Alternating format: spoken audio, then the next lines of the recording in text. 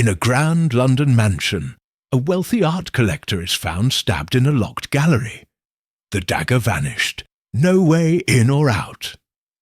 Hercule Poirot, with his sharp mind and keen eyes, unravels a web of lies.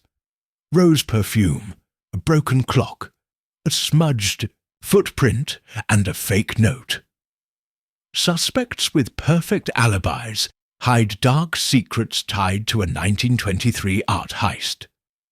Watch Poirot set a clever trap, expose the butler's betrayal, and reveal the simple trick behind the impossible murder, proving no crime can outsmart his little grey cells. Chapter 1. The Impossible Murder. The rain fell hard on London's cobblestone streets, turning them slick and shiny under the gas lamps. Hercule Poirot adjusted his neat moustache and pulled his coat tighter against the chill. Beside him, Captain Hastings, his loyal friend, grumbled about the weather. They hurried toward a grand house on Baker Street, where a strange crime waited. "Mon ami," Poirot said, his voice calm but sharp, "a puzzle is like a good wine. It needs time to show its true flavour. Tonight, we face a mystery that smells of impossibility." Hastings frowned. "Impossibility? Poirot, you always say things like that. What's so special about this one?" Poirot's green eyes twinkled. "A man is dead in a locked room, with no way in or out. No one saw a thing. Yet he is very much murdered. That, Hastings, is a challenge for the little grey cells." They reached the house, a tall, fancy building with ivy climbing its walls. It belonged to Sir Reginald Carver, a rich art collector known for his rare paintings and sharp temper. A constable stood at the door, his face pale. He tipped his hat to Poirot. "Mr. Poirot, sir, it's a bad business," the constable said. "Sir Reginald's dead, stabbed in his gallery. The door was locked from the inside, and the windows are bolted. It's like a ghost did it." Poirot nodded, his mind already racing. "A ghost, you say? No, nonsense. Ghosts do not leave footprints or motives. Show us the scene, if you please." The constable led them through a grand hall filled with marble statues and gold-framed mirrors. The air smelled of old money and wax polish. They climbed a wide staircase to the top floor, where a heavy oak door stood shut. 2 more constables guarded it, whispering nervously. "Locked tight when we got here," one said. "We had to break it down." Poirot studied the door. Its lock was heavy, old-fashioned, with no scratches or marks. He ran his fingers along the frame, then nodded. "Very well. Let us see this impossible crime." Inside, the gallery was a long room with high ceilings and walls covered in paintings. Gold frames gleamed under electric lights. In the centre, Sir Reginald lay on the floor, his face frozen in shock. A dark stain spread across his silk shirt, right over his heart. No weapon was in sight. Hastings gasped. "Good heavens, Poirot! He's been stabbed, but where's the knife?" Poirot knelt beside the body, his gloved hands careful not to touch anything. "The weapon is gone, Hastings. That is the first. Curiosity. A man does not stab himself and then hide the blade." He stood and paced the room, his small, neat steps echoing on the polished floor. The gallery had 1 door, the one they'd entered, and 3 tall windows, all bolted shut. Heavy curtains hung over them, untouched. A skylight high above let in faint moonlight, but it was too small for a person to climb through. Poirot stopped at a small table near the body. On it sat a clock, its glass face smashed, hands stuck at 9:15. "Interesting," he murmured. "Why break a clock? To tell us something or to hide it?" Hastings scratched his head. Maybe it got knocked over in a struggle. "Perhaps," Poirot said, but his tone said he doubted it. He sniffed the air, his nose wrinkling. "Do you smell that, Hastings? A faint perfume, like roses. It does not belong here." Hastings sniffed and shrugged. "Can't smell a thing. You and your nose, Poirot." Poirot ignored him and moved to the floor, where a smudged footprint marked the wood. It was small, barely there, like someone had tried to wipe it away. He crouched low, his eyes sharp. "This footprint is not Sir Reginald's. His shoes are clean, and this mark is fresh." The constable coughed. "We didn't step there, sir. That's how we found it." Poirot nodded, filing the detail away. He turned to the paintings on the walls. They were old, some faded, others bright with colour. One frame, near the body, was slightly crooked. Poirot tilted his head, then straightened it with a gloved finger. "Order, Hastings! The world must have order!" A man burst into the room, his face red with anger. "What's going on here? Who let you in?" He was tall, with a thin moustache and a tailored suit. His eyes darted to the body, then away. "Detium." Constable stepped forward. "This is Mr. Edward Carver, Sir Reginald's nephew." Poirot bowed slightly. "Monsieur Carver, I am Hercule Poirot, and this is Captain Hastings. We are here to solve your uncle's murder." Edward's jaw tightened. "Murder? Impossible! The door was locked. No one could have gotten in." "Yet someone did," Poirot said smoothly. "Perhaps you can help. Where were you at 9:15 tonight?" Edward blinked. "Me? I was in the library reading. Ask anyone. The staff saw me." Poirot's smile was polite but sharp. "And who else was in the house?" Edward hesitated. "My sister Clara, the butler Jenkins, the maid Mary, and Mr. Langley, a business friend of uncle's. He was here for dinner." Poirot made a mental note of the names. "Merci. We'll speak to them all." The constable led them to the drawing-room, where the others waited. Clara Carver sat by the fireplace, her eyes red from crying. She was young, with soft brown hair and a delicate face. Jenkins, the butler, stood stiffly nearby, his grey hair neat despite the late hour. Mary, the maid, twisted her apron in her hands, looking scared. Mr. Langley, a stout man with a sweaty brow, paced by the window. Poirot clapped his hands, drawing their attention. "Mesdames et messieurs, a terrible crime has occurred. Sir Reginald is dead, and I must know where each of you was at 9:15 tonight." Clara spoke first, her voice shaky. "I was in my room, writing letters. I didn't hear anything."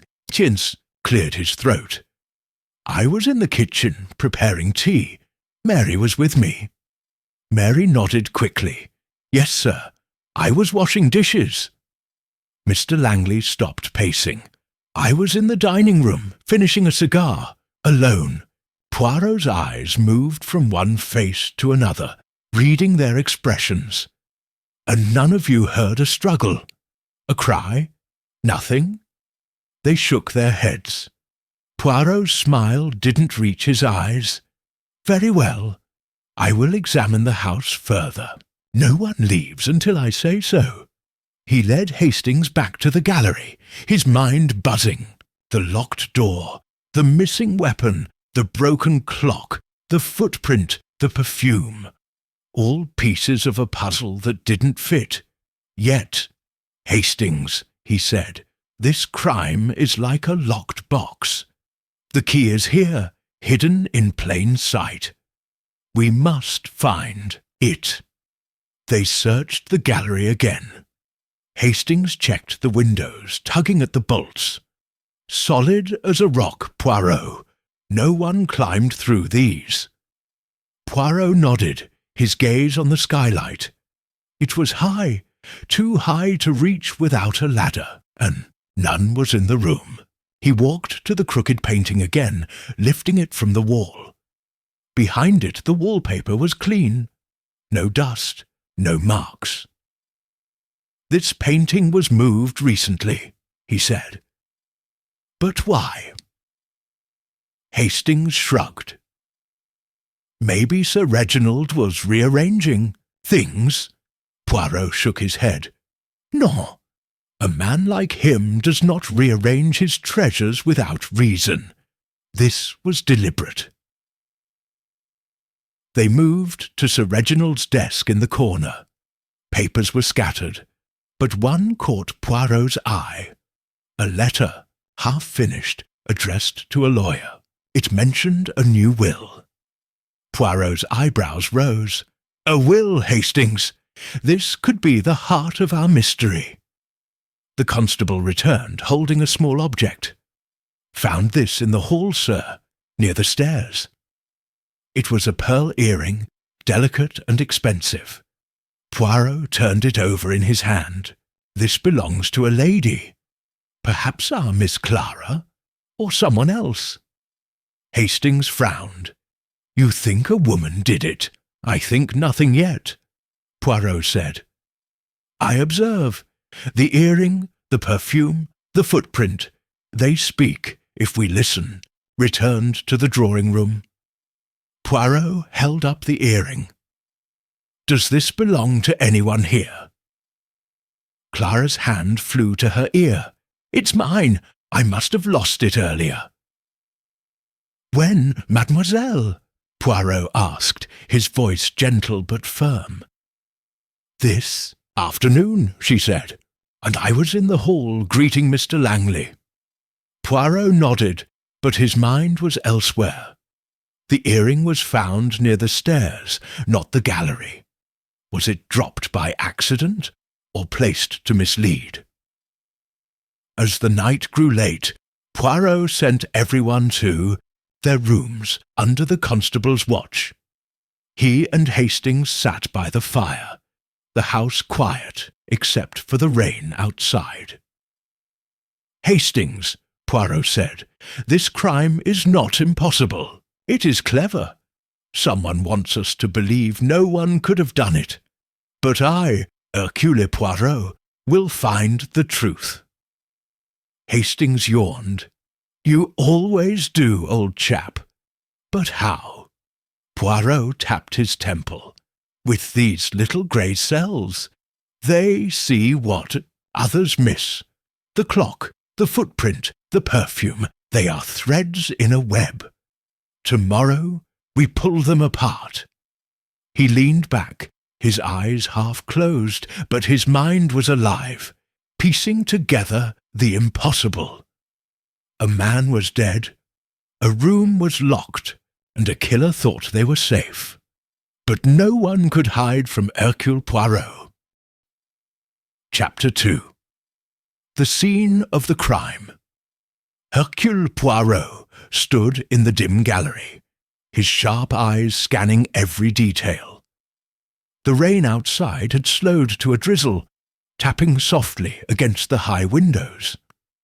Sir Reginald Carver's body still lay on the polished floor, the dark stain on his shirt a grim reminder of the crime. Captain Hastings shivered, not just from the cold. The room felt heavy, like it held secrets it refused to share. "Poirot," Hastings said, rubbing his hands together, "this place gives me the creeps. A locked room, a dead man, and no knife. It's unnatural." Poirot's moustache twitched with a faint smile. "Unnatural, mon ami? No, it is very natural. for a clever mind. The killer wants us to see a ghost, but I see only human tricks, moved with purpose, his small frame almost dancing as he examined the scene. The gallery was long and narrow, its walls lined with paintings of stormy seas and stern-faced ancestors. The single door, now broken open by the constables, had a heavy lock, untouched by scratches or force. The 3 tall windows were bolted tight, their curtains still. The skylight, high above, was a small square of glass, too tiny for even a child to slip through. Poirot knelt by the body again, his gloved hands hovering over Sir Reginald's coat. "Observe, Hastings, no tears in the fabric, no signs of a fight. The stab was precise, straight to the heart. This was no accident." Hastings frowned. "But where's the weapon? You can't stab someone and make a dagger vanish." "Exactement," Poirot said, standing. "That is the first thread of our puzzle. The missing dagger is not gone. It is hidden, or it was never here." He paced to the small table where the broken clock sat. Its hands were frozen at 9:15. The glass face cracked like a spider's web. Poirot tilted his head, studying it. "This clock," he said. "It tells us something. But is it the time of death, or a lie?" Hastings scratched his chin. "Maybe the killer smashed it to confuse us?" "Perhaps," Poirot said, but his eyes were distant. He sniffed the air again, catching that faint rose perfume. It was stronger near the body, but not on Sir Reginald. "This scent, Hastings, it is not his. A woman, perhaps? Or another trick?" Hastings tried to smell it, but shook his head. "You're imagining things, Poirot. All I smell is dust." Poirot's smile was patient. "You must train your nose, mon ami. It sees what eyes miss." He moved to the smudged footprint near the body. It was faint, just a partial mark of a small shoe, like someone had tried to wipe it away. Poirot traced its outline with a finger. "This is not Sir Reginald's. His shoes are larger and clean. This mark is fresh, made tonight." The constable, standing by the door, spoke up. "We didn't make that, sir. The floor was like that when we arrived." Poirot nodded, his mind filing the clue away. He turned to the walls, his gaze lingering on the paintings. The crooked frame he'd noticed earlier caught his attention again. He lifted it gently, revealing nothing but clean wallpaper behind it. "This painting was moved," he said. "Not long ago. Why?" Hastings shrugged. Maybe Sir Reginald was tidying up. Poirot's eyes narrowed. A man like him does not touch his treasures without reason. This was deliberate, to hide something or to show it. He walked to Sir Reginald's desk in the corner, its surface cluttered with papers, an inkwell and a fountain pen. Among the mess was the half-finished letter to a lawyer, mentioning a new will. Poirot held it up, his eyebrows rising. "A will, Hastings. This could be the heart of our mystery. Money makes men bold and cruel." The constable returned, holding a small cloth bag. "Found this in the hallway, sir, near the stairs. Thought it might matter." Poirot opened the bag and pulled out a single pearl earring, identical to the one Clara claimed as hers. "Another earring," he said softly. "Curious. One in the hall, one near the stairs. Are they a pair or a deception?" Hastings leaned closer. "Clara said she lost hers earlier. Maybe she dropped both." "Or someone wishes us to think so," Poirot said. He slipped the earring into his pocket and turned to the constable. "Tell me, who found the body?" "Jenkins, the butler, sir," the constable said. "He heard a noise around 9:30 and came to check. Found the door locked and called us." Poirot nodded. "And the key?" "Inside the room, on the floor near the desk."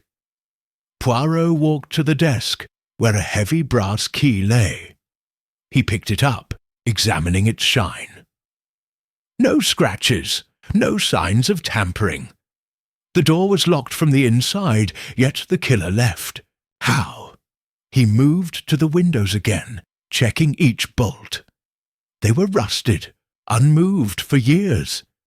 Hastings tugged at one, grunting. "No one got through these, Poirot. Solid as a vault." "Oui," Poirot said, his gaze drifting to the skylight. He climbed onto a chair, peering up. The glass was dusty, the frame too small for a person. "This is no exit," he muttered, "but it sees the room. Perhaps it saw the crime." They left the gallery and returned to the drawing-room, where the suspects waited. Clara sat by the fire, her hands folded tightly. Jenkins stood like a statue, his face blank. Mary, the maid, fidgeted with her apron. Mr. Langley, the business friend, sipped a glass of brandy, his eyes nervous. Poirot clapped his hands, making Mary jump. "Mesdames et messieurs, I have seen the scene. Now I ask again, where were you at 9:15? Clara's voice was soft.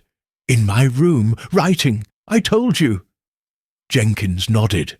"I was in the kitchen with Mary, preparing tea." Mary bobbed her head. "Yes, sir, I was there." Langley cleared his throat. "Still in the dining room, smoking. No one else was around." Poirot's eyes flicked between them, catching every twitch, every glance. "And the noise Jenkins heard at 9:30, what was it?" Jenkins frowned. "A thud, sir, like something heavy fell." Poirot's mind spun. A thud, but no struggle. A clock smashed at 9:15, a body found at 9:30. The pieces didn't fit, yet. He turned to Clara, holding up the second earring. "Mademoiselle, you said you lost one earring. Is this also yours?" Clara touched her ear, her face pale. I think so. I must have dropped it." "Where?" Poirot asked, his voice like a blade. "In the hall," she said quickly, "when I greeted Mr. Langley." Poirot's smile was thin. Yet this was found near the stairs. Curious, no? Clara looked away, and Langley shifted in his seat. Poirot let the silence stretch, watching their faces. Someone was lying, but who? He sent the suspects to their rooms, under the constable's guard, and sat with Hastings by the fire. The house creaked around them, the air thick with questions. "Hastings," Poirot said, "this crime is a lock with no key. The door, the dagger, the clock, they mock us. But I will find the truth." Hastings yawned. "You always do, Poirot. But how do you make sense of this mess?" Poirot tapped his temple. "With order and method. The perfume, the footprint, the earrings, they are clues, not chaos. Tomorrow we unravel them." He leaned back, his mind alive with possibilities. A locked room, a vanished weapon, a broken clock. Someone thought they'd outsmarted Hercule Poirot. They were wrong. Chapter 3. The Puzzle of Motives. The morning sun slipped through the heavy curtains of Sir Reginald Carver's grand house, casting pale light across the drawing-room. Hercule Poirot sat in a velvet chair, his hands folded neatly, his green eyes sharp as knives. Captain Hastings yawned beside him, nursing a cup of tea. The air still held the chill of last night's rain, but Poirot's mind burned with questions about the impossible murder. "Hastings," Poirot said, his voice low, "a crime like this is not just a locked door. It is a locked heart. We must find what drove the killer to such a clever plan." Hastings set down his cup. "You mean motive? Money, I'd wager. Sir Reginald was rich as a king." Poirot's moustache twitched. "Money, oui, but also secrets. Let us dig into the victims' life and see what shadows we find." They started with the suspects, gathered again in the drawing-room. Clara Carver sat stiffly, her hands twisting a handkerchief. Edward, her brother, leaned against the fireplace, his thin moustache twitching with impatience. Jenkins, the butler, stood straight, his face like stone. Mary, the maid, hovered near the door, eyes darting. Mr. Langley, the business friend, mopped his sweaty brow with a cloth, even though the room was cool. Poirot clapped his hands, making Mary flinch.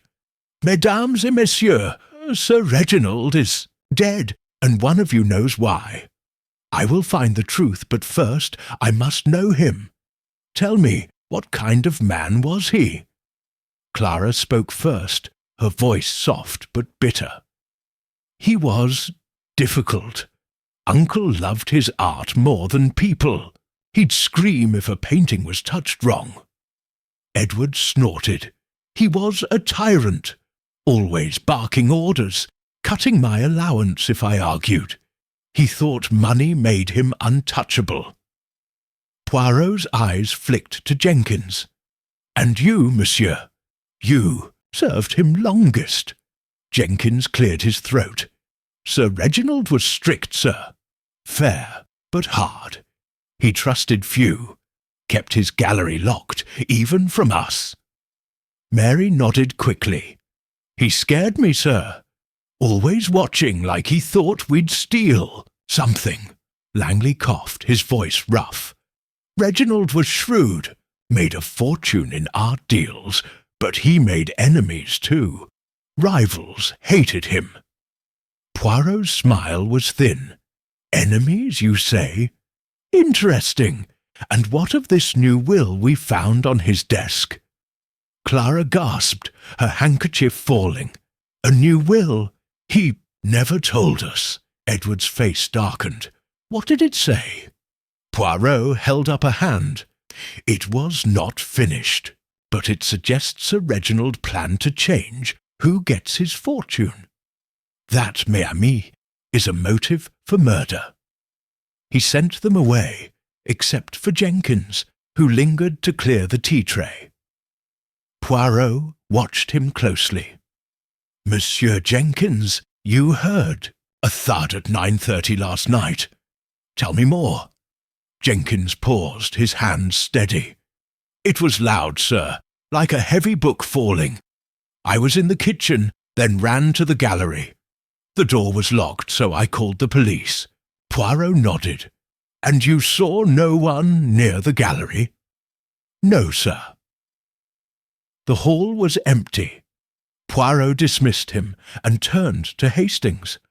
"A thud, but no struggle. A locked door, but no key used. The puzzle grows, Hastings." They moved to Sir Reginald's study, a small room off the hall stuffed with books and papers. A large safe sat in the corner, its door shut tight. Poirot riffled through the desk, finding bills, art catalogues, and a letter from a rival collector, Mr. Grayson, threatening a lawsuit over a disputed painting. "This Grayson," Poirot said, holding up the letter. "He had reason to hate Sir Reginald. Perhaps he is part of our web." Hastings frowned. "But the door was locked, Poirot. Grayson wasn't in the house." "Non," Poirot said, "but hate can reach through walls. We must learn more." They opened the safe, using a key the constable found in Sir Reginald's pocket. Inside were jewels, cash, and a small notebook. Poirot flipped through it, his eyes narrowing. It listed art deals, some marked with strange symbols. One entry read, "Clara, forgery, 1923. Must confront." Poirot showed it to Hastings. "Clara, involved in a forgery? This is no small thing. A secret like this could ruin her." Hastings whistled. "You think she killed him to keep it quiet?" "I think nothing yet," Poirot said. "But secrets are like poison. They spread."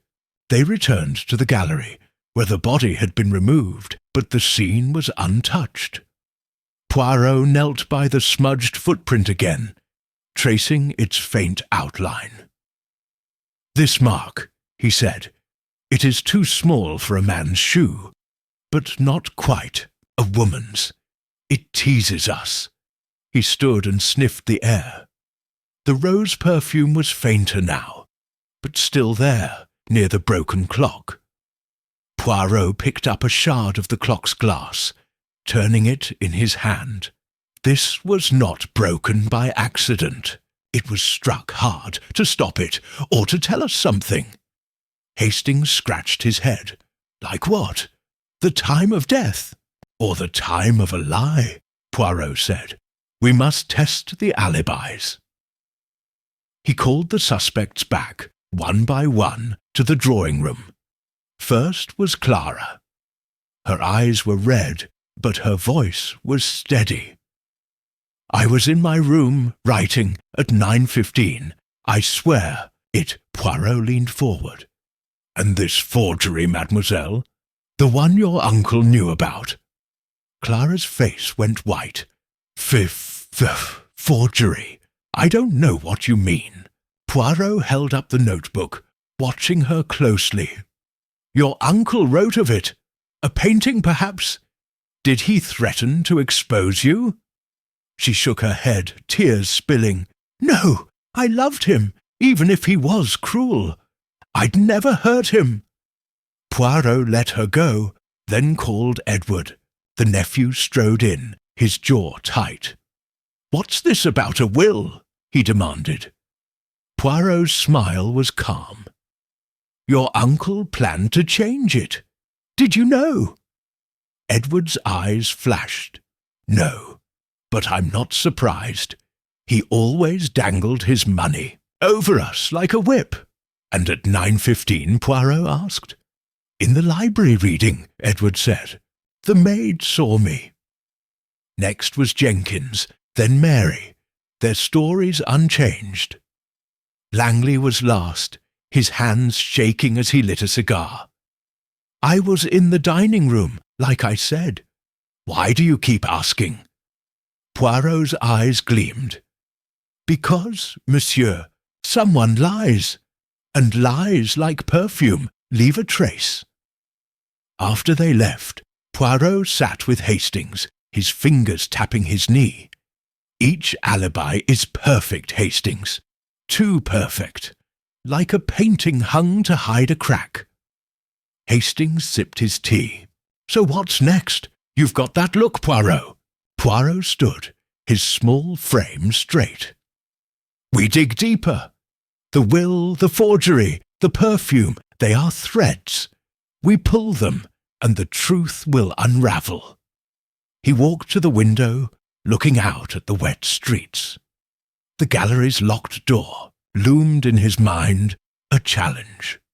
Someone had planned this crime to seem impossible, but no one could fool Hercule Poirot for long. Chapter 4. Clues and Red Herrings. The afternoon sun hung low, casting long shadows across Sir Reginald Carver's grand house. Hercule Poirot stood in the gallery, his sharp eyes flicking over the crime scene. The air still held a faint whiff of rose perfume, and the smudged footprint near the broken clock teased his mind. Captain Hastings paced nearby, his brow furrowed. "Poirot," Hastings said, "this case is a mess. A locked room, no weapon, and everyone's got an alibi." "Are we chasing ghosts?" Poirot's moustache twitched with a small smile. "Ghosts, mon ami? Non, we chase lies. The killer has painted a false picture, but I, Hercule Poirot, will find the truth beneath." He moved to the desk where the half-finished letter about a new will lay. He picked it up, his gloved fingers careful. "This will," he said, "it changes everything. Someone feared losing their fortune or their secrets." Hastings nodded. "Money's always the key, eh? But how do we sort the real clues from the fakes?" Poirot's eyes gleamed. "By looking where others do not. The little details, the perfume, the footprint, the clock, they whisper the truth." A constable hurried in, his face flushed. "Mr. Poirot, we found something. In the garden, under a bush." He held out a crumpled piece of paper stained with dirt. Poirot unfolded it carefully. It was a note, written in a hurried scrawl. "Meet me at 9:00. Gallery. Urgent." It was signed with a single initial. G. Poirot's eyebrows rose. "G. Perhaps our Mr. Grayson, the rival collector who threatened Sir Reginald? Or another G we have not met?" Hastings leaned over. "Could be a trap, Poirot, to throw us off." "Exactement," Poirot said. "This note is a red herring, perhaps, but even a false clue reveals the killer's mind." They stepped outside to the garden, where the constable pointed to a muddy patch under a rosebush. The note had been half buried, as if dropped in haste. Poirot knelt, his neat coat brushing the grass. He spotted a faint mark in the mud, a shoe print, small, like the one in the gallery. "This print," Poirot said, "it matches our mystery footprint. Someone was here outside near the time of the murder." Hastings frowned. "But the gallery's on the top floor. How could they get up there?" Poirot stood, dusting his hands. "That, Hastings, is the question. Let us see if the house holds more secrets." Back inside, they climbed to the attic, a dusty space above the gallery. Old trunks and cobwebs filled the room, but Poirot's eyes locked on a small trapdoor in the ceiling, directly above the gallery's skylight. He pushed a crate aside and climbed up, peering through the trapdoor. The skylight's glass was clean on this side, and a thin rope dangled nearby, tied to a beam. "Mon Dieu!" Poirot murmured. "A rope, Hastings. Not for climbing, perhaps, but for something else. A trick, maybe, to move something in the gallery below." Hastings scratched his head. "Like what? The dagger? Perhaps," Poirot said, climbing down. "Or to make us think the impossible." They returned to the drawing-room, where the suspects waited, tense and silent. Clara clutched her handkerchief. Edward tapped his foot. Jenkins stood stiffly. Mary fidgeted, and Langley lit another cigar, his hands shaky. Poirot held up the note. "This was found in the garden. Who is G?" The room went still. Clara's eyes widened, but she said nothing. Edward shrugged. "No idea. Could be anyone." Langley coughed. "Grayson, maybe. He hated Reginald. Fought over a painting. Last year." Poirot's gaze moved to Jenkins. "And you, monsieur?" Did you see anyone in the garden last night?" Jenkins shook his head. "No, sir. I was in the kitchen." Mary nodded. "Me too, sir." Poirot's smile was sharp. Yet someone was outside, leaving notes and footprints. Someone who knew the gallery well.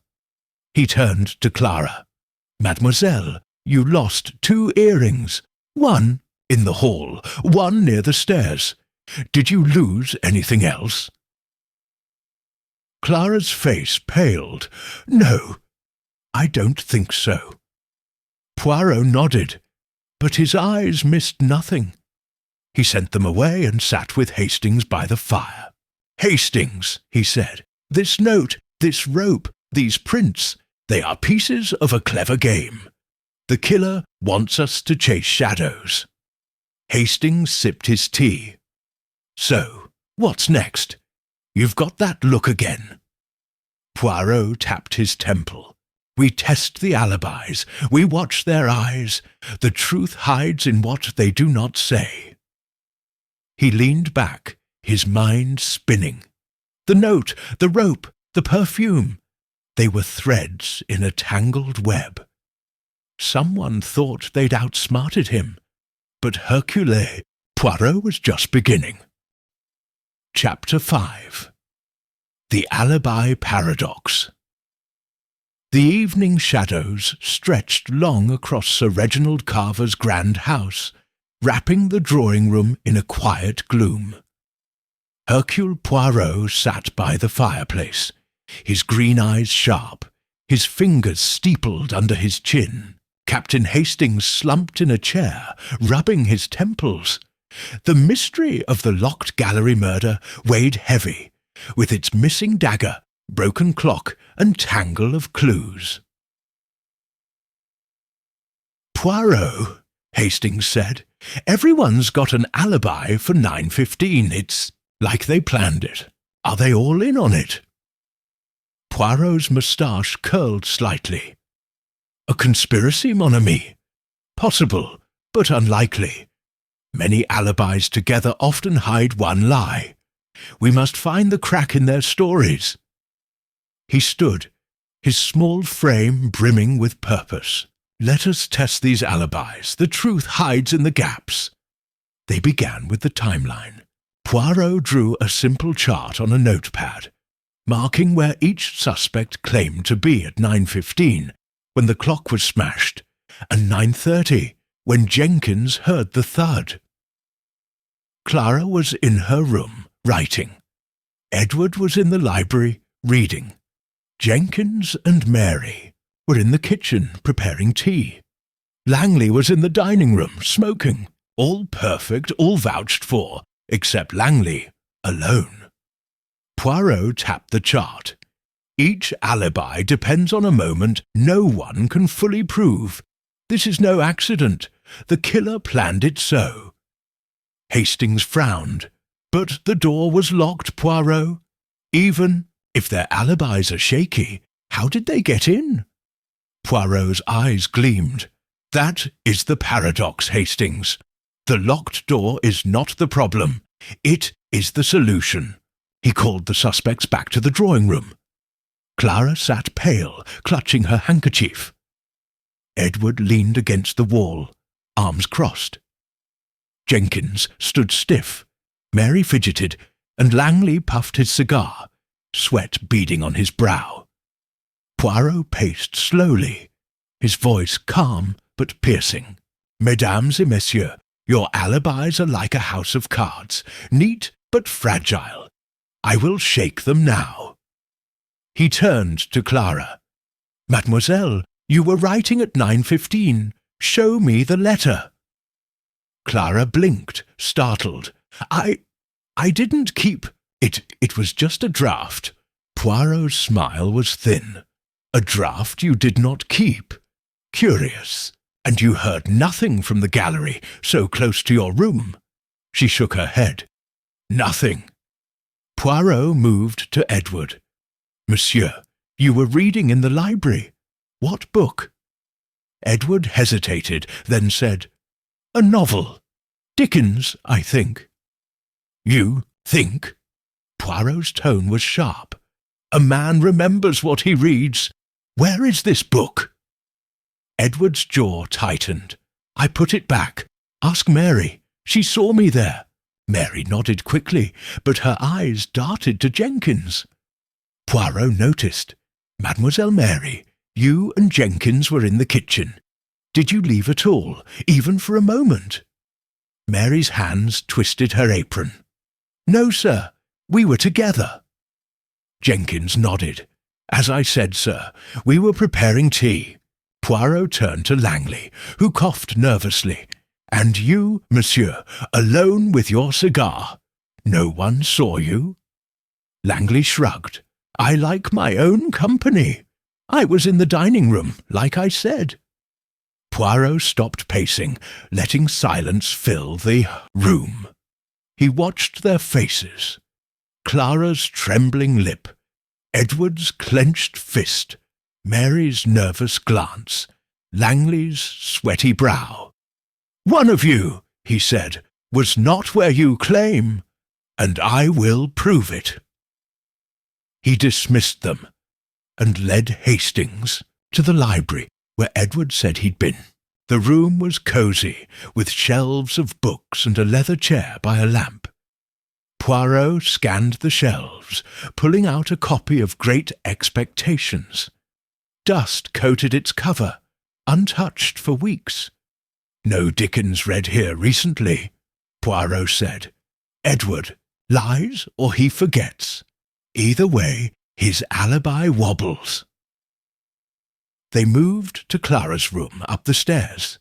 It was tidy, with a small desk by the window. No draft letter was found, only blank paper and a pen. Poirot sniffed the air. No rose perfume, but a faint scent of lavender. Clara's story is thin, he said. No letter, no proof. In the kitchen, Poirot checked the tea tray, Jenkins, and Mary claimed to be preparing. The kettle was cold, the cups clean.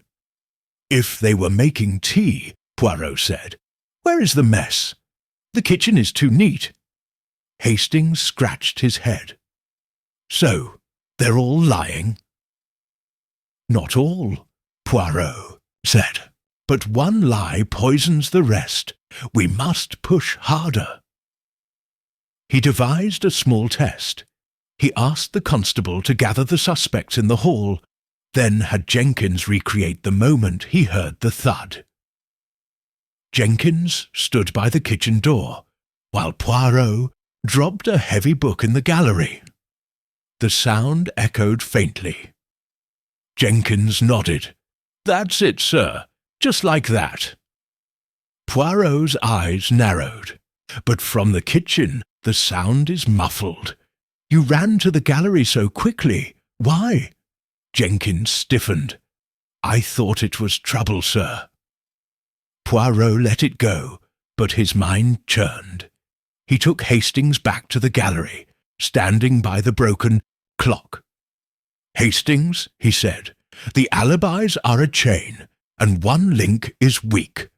The clock, the thud, the locked door. They point to a moment of truth we have not yet found.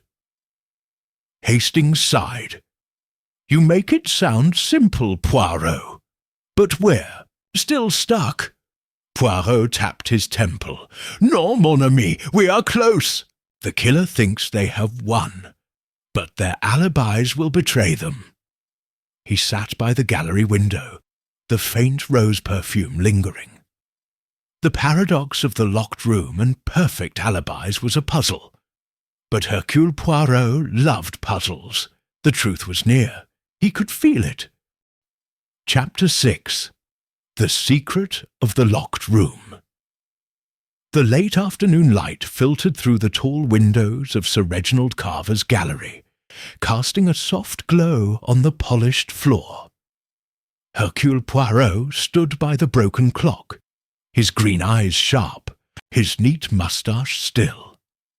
Captain Hastings leaned against the wall, his face puzzled.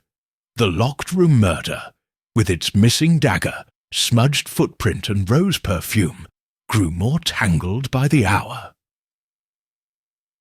"Poirot," Hastings said, "we've checked alibis, found notes, even a rope in the attic, but we're no closer to how someone got in and out of this locked room."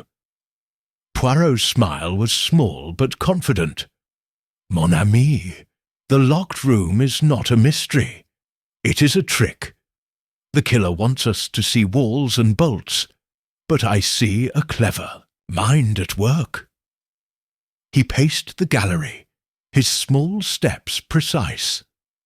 The heavy oak door, broken open by the constables, hung slightly ajar. The windows were bolted, the skylight too small to climb through, yet Sir Reginald lay dead, stabbed, with no weapon in sight. Poirot stopped by the skylight, craning his neck to study it. "This," he said, "is the key, not for entering, but for hiding." Hastings frowned. "Hiding? The skylight's tiny. Poirot, no one could fit through." "Exactement," Poirot said. "But a dagger could, or a rope tied to something small, pulled up and away." He climbed onto a chair, peering at the skylight's frame. A faint scratch marked the edge, barely visible. Poirot pointed to it.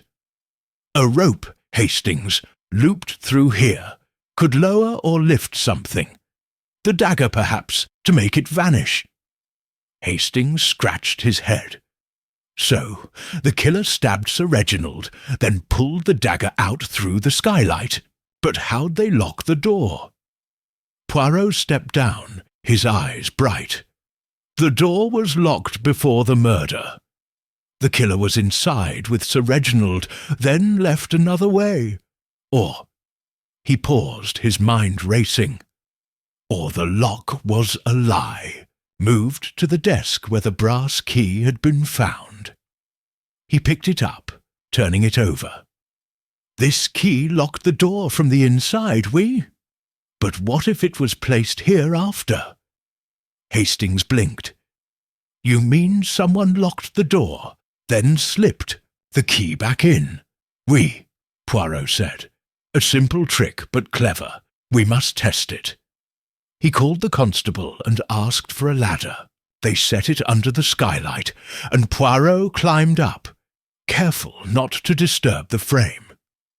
He examined the rope mark again, then looked down at the room. From above, the layout was clear. The desk, the clock, the crooked painting, all in view. This skylight, Poirot said, was part of the plan. Not for escape, but for misdirection. The killer used it to hide the weapon. He climbed down and moved to the crooked painting, lifting it again. Behind it, the wallpaper was clean, but a tiny hole caught his eye, barely bigger than a pin. "Mon Dieu," he murmured. "A thread, perhaps, pulled through here to move something." Hastings peered over his shoulder. "A thread? For what?" "To tilt the painting," Poirot said, "or to pull the dagger away. The killer planned every detail to confuse us." They returned to the drawing-room, where the suspects waited, tense and quiet. Clara's hands trembled, Edward's jaw was tight, Jenkins stood stiff, Mary twisted her apron, and Langley lit another cigar, his eyes darting. Poirot clapped his hands. "Mesdames et messieurs, the locked room is no longer a secret. The skylight and a rope were used to hide the dagger. The door was locked to fool us." "Who among you knows this trick?" Clara gasped. "That's impossible. No one could do that." Edward smirked. "Sounds like a fairy tale, Mr. Poirot." Poirot's gaze locked on Langley, who coughed and looked away. "Monsieur Langley, you were alone at 9:15. Did you know of this rope?" Langley's face reddened. "Me? No, I was in the dining room." Poirot nodded, but his eyes missed nothing. He sent them away and sat with Hastings by the fire. "Hastings," he said, "the locked room is solved, but the killer hides. The rope, the key, the painting, they point to someone clever, someone who knows this house." Hastings sighed. "So, we're closer, but still no name." Poirot tapped his temple. "The name is near, mon ami. The alibis, the clues, they will betray the killer soon." He leaned back, the faint rose perfume lingering in his mind. The locked room was no longer a mystery, but the heart of the crime still beat, waiting for Hercule Poirot to find it. Chapter 7. Unveiling Hidden Connections. The evening deepened, wrapping Sir Reginald Carver's grand house in a quiet hush. Hercule Poirot stood in the drawing-room, his green eyes sharp, his neat moustache still. Captain Hastings sat by the fire, his face a mix of awe and confusion. The locked-room mystery was unravelling, but the killer's shadow still danced out of reach. "Poirot," Hastings said, "you've cracked the locked-room trick with that rope and skylight. But who used it? We're swimming in clues, perfume, footprints, earrings, but no answers." Poirot's smile was thin. "Patience, mon ami. Clues are like stars. Alone they are pretty, but together they show the way. We must find the connections." He pulled out the crumpled note from the garden, signed with a single G. "This letter," he said, "points to Mr. Grayson, the rival collector. But is it too obvious? Let us dig deeper." Poirot led Hastings to Sir Reginald's study, where papers and the small notebook from the safe lay scattered. He flipped through the notebook again, pausing at the entry. "Clara. Forgery, 1923. Must confront." His eyes narrowed. This forgery is no small thing. It ties to the past, perhaps to our murder. Hastings frowned. "Clara? She seems too fragile to kill." "Looks deceive," Poirot said. "We must learn more about this forgery." He sent for the constable, who had been questioning the staff. "Any word on Mr. Grayson?" Poirot asked. The constable nodded. "Grayson's in London, sir.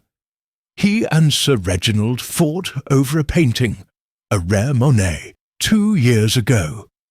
Grayson swore he'd ruin him." Poirot's moustache twitched. "Ruin, you say? A strong word. Did Grayson visit this house recently?" "Not that we know," the constable said. "But Jenkins mentioned a stranger near the gate last week, asking about Sir Reginald's collection." Poirot filed the detail away and turned to the desk. Among the papers was an old newspaper clipping, yellowed and brittle. It described a 1923 art heist, a stolen Monet, never recovered. The article mentioned a young woman, unnamed, who worked for the gallery involved. "Mon Dieu," Poirot murmured. "Clara was young in 1923. Could she be this woman?" Hastings leaned over. "You think Clara stole the painting, and Sir Reginald found out?" "Perhaps," Poirot said. "Or she was caught in someone else's scheme. This heist is a thread to our murder." They returned to the drawing-room, where the suspects waited, their faces tense.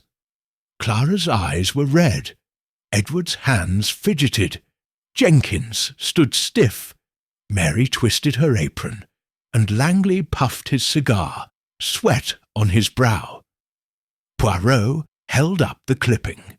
"This speaks of a stolen Monet, 1923. Who knows of it?" Clara gasped, her hand flying to her mouth. That was ages ago. Why bring it up?" Poirot's gaze locked on her. "Because, mademoiselle, Your uncle wrote of a forgery tied. To you, did he threaten to expose you? Clara shook her head, tears spilling. No, I was young, foolish. I worked at a gallery, yes, but I didn't steal anything. Uncle knew that. Edward stepped forward. Leave her alone. That's old news. It's got nothing to do with this. Poirot turned to him. And you, monsieur, did you know of this heist? Edward shrugged. Heard rumours. Uncle was mixed up in shady deals. Not my business. Langley coughed. Reginald bought that Monet fair and square. Grayson's the one who cried foul. Poirot's eyes flicked to Jenkins and Mary. And you two? Anything to add? Jenkins shook his head. I only know Sir Reginald prized that Monet. Kept it in the gallery. Mary nodded. I dusted it sometimes. Beautiful painting. Poirot let the silence stretch, watching their faces. Clara's tears, Edward's anger, Langley's nerves. They hid something. He dismissed them and sat with Hastings. Hastings, he said, this heist connects to our crime. The Monet, the forgery, the note with G. They point to revenge, not money. Hastings sipped his tea. So, Grayson's the killer. Or Clara, to hide her past. Poirot tapped his temple. We are close, mon ami. The connections are clear now. The killer used the past to strike in the present. He leaned back, the rose perfume faint in his memory. The art heist, the locked room, the alibis, they were pieces of a puzzle, and Hercule Poirot was ready to fit them together. Chapter 8. The trap is set. The night was thick with tension in Sir Reginald Carver's grand house, the air heavy with secrets. Hercule Poirot stood in the gallery, his green eyes gleaming under the electric lights. The locked room mystery, with its missing dagger, broken clock, and faint rose perfume, was close to unravelling. Captain Hastings hovered nearby, his face eager but puzzled. Poirot, Hastings said, you've got the locked room figured out, and now this art heist business. Are we finally nabbing the killer? Poirot's moustache twitched with a sly smile. Mon ami, the killer thinks they are safe, but they have left footprints in the mud. Tonight we set a trap to catch them. He paced the gallery, his small steps sharp and sure. The skylight above, with its faint rope mark, and the crooked painting on the wall were no longer mysteries. They were tools. Poirot's mind buzzed with the clues. The smudged footprint, the 2 pearl earrings, the note signed G, and the 1923 art heist tied to Clara. The killer, Poirot said, used the locked room to hide their crime, and the past to hide their motive. But they cannot hide from me. Hastings scratched his chin. So, what's the plan? You going to line them up and point the finger? No, Poirot said. We must make the killer nervous. A guilty mind will slip if pressed. He called the constable and gave quiet instructions. Gather everyone in the gallery at 9 o'clock. Tell them I will reveal the truth. Phew. Constable nodded and left. Poirot turned to Hastings. We will recreate the crime, mon ami. Not exactly, but enough to shake the killer's confidence. At 9, the suspects filed into the gallery, their faces tense.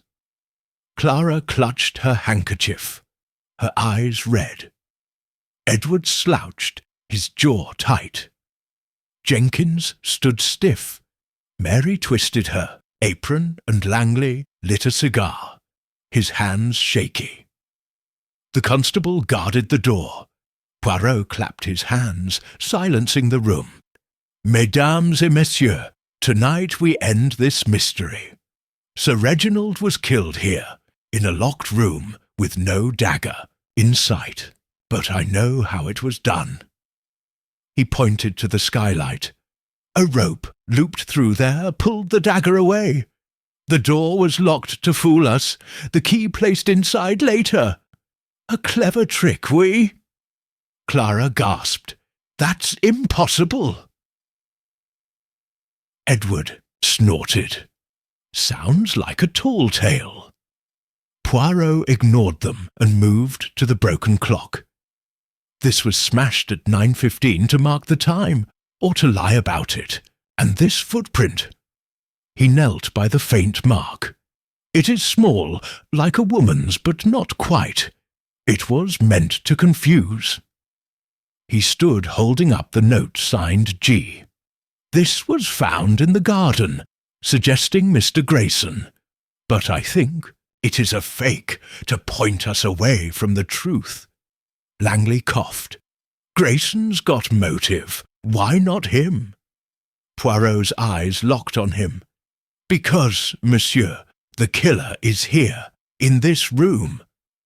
He walked to the crooked painting, lifting it, to show the tiny hole behind. A thread pulled through here tilted this frame. Why? To distract, or to hide the dagger's path. Mary whimpered, and Jenkins put a hand on her shoulder. Poirot watched them all, his gaze sharp. "Now," he said, "let us see what happened." He dimmed the lights, leaving only a lamp near the desk. The constable, as planned, dropped a heavy book on the floor, mimicking the thud Jenkins heard. The sound echoed, and Poirot moved swiftly, pretending to pull a rope toward the skylight. "Like this," he said. The dagger vanished, and the killer walked away, thinking no one would guess. Clara sobbed. "Stop it! This is cruel!" Edward stepped forward. "Enough games, Poirot. Name the killer, or let us go." Poirot's smile was cold. "Patience, monsieur. The killer will reveal themselves." He turned to Mary. "Mademoiselle, you were in the kitchen, yes? But you left for a moment to fetch something." Mary's eyes widened.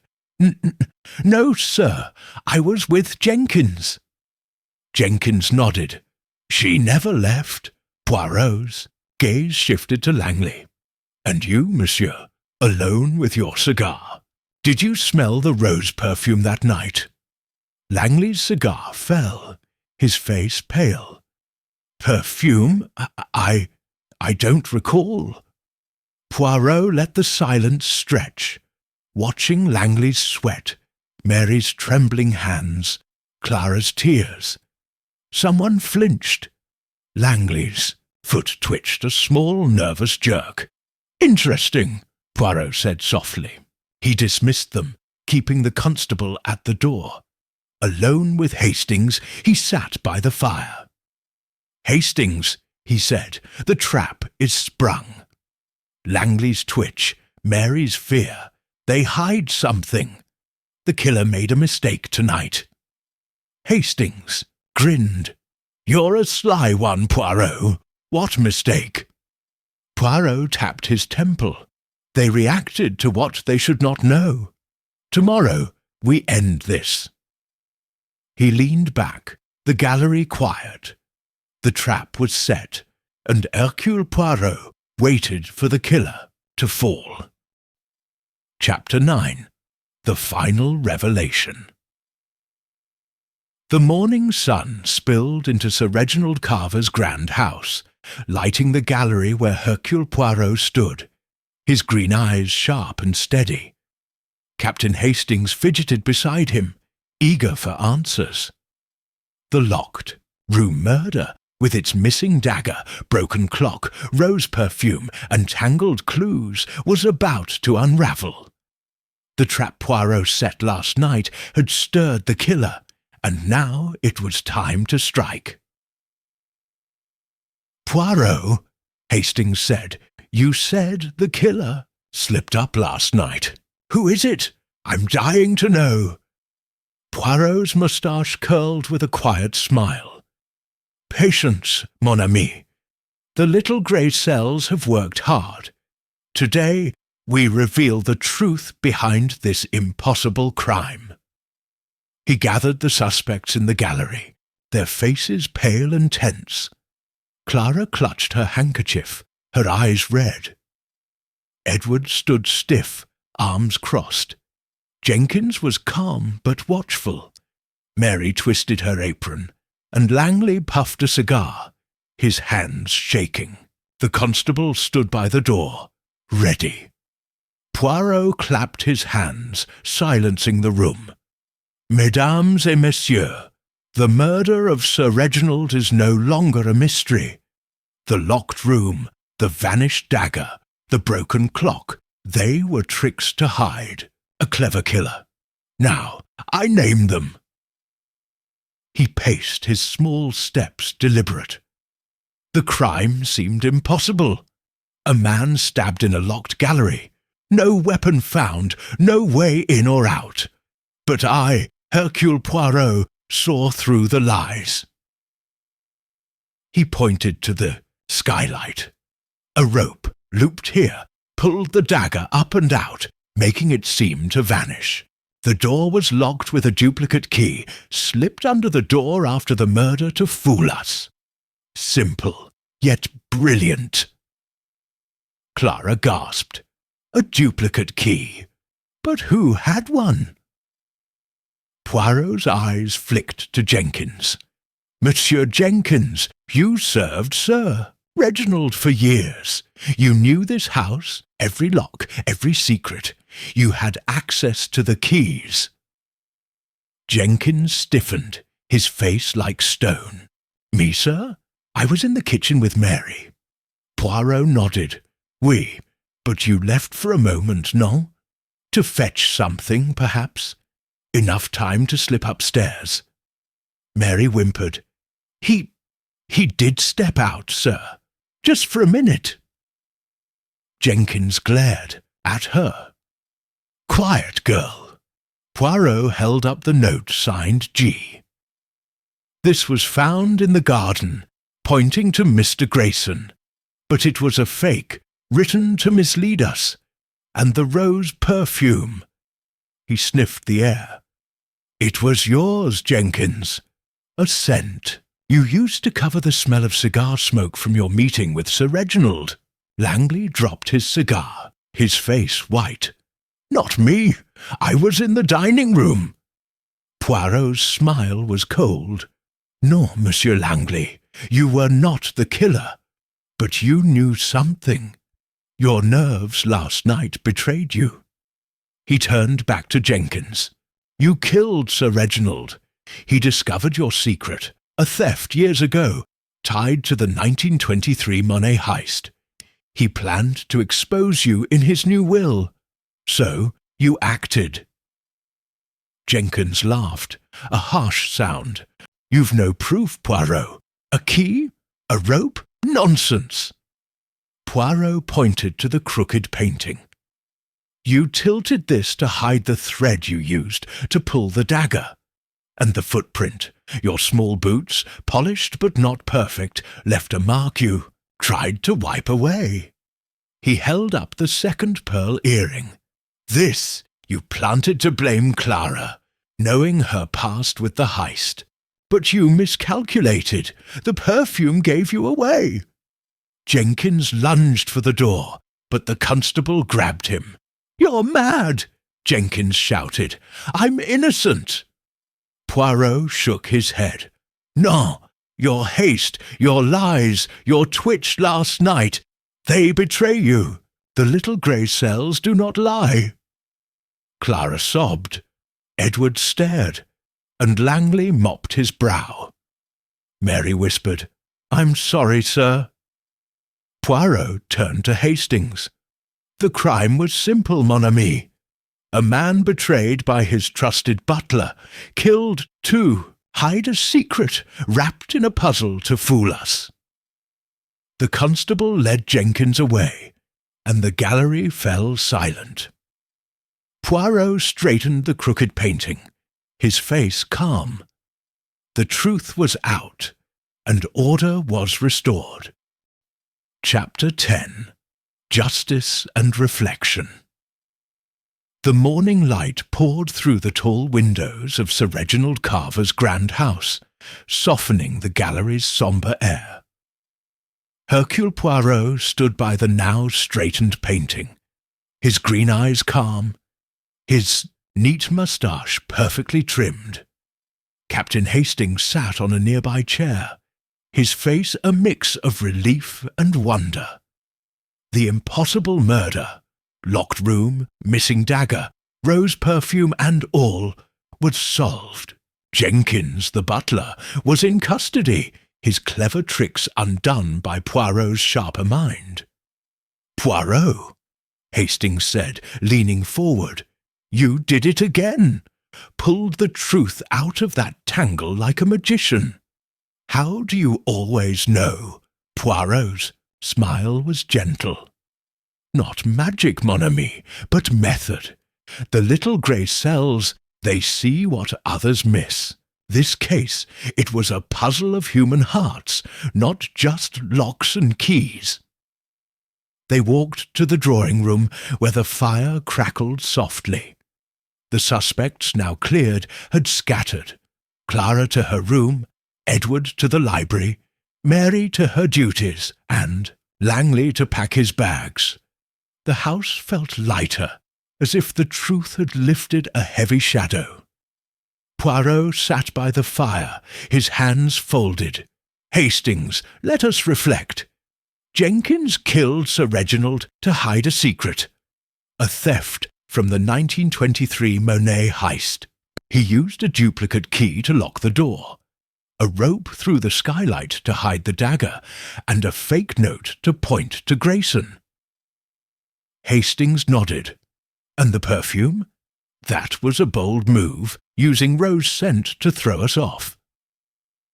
"Oui," Poirot said. He thought it would blame a woman, perhaps Clara, with her past. But the perfume was his own, a mistake born of habit. The footprint, too, his small boots, not quite wiped clean, betrayed him. Hastings sipped his tea. "What about the broken clock? Why smash it at 9:15? "A distraction," Poirot said, "to fix the time of death, or to cover the real moment of the crime. Jenkins was clever, but not clever enough. His twitch last night, when I spoke of the perfume, showed his fear." Hastings grinned. "That trap you set in the gallery was brilliant. Dropping the book, dimming the lights.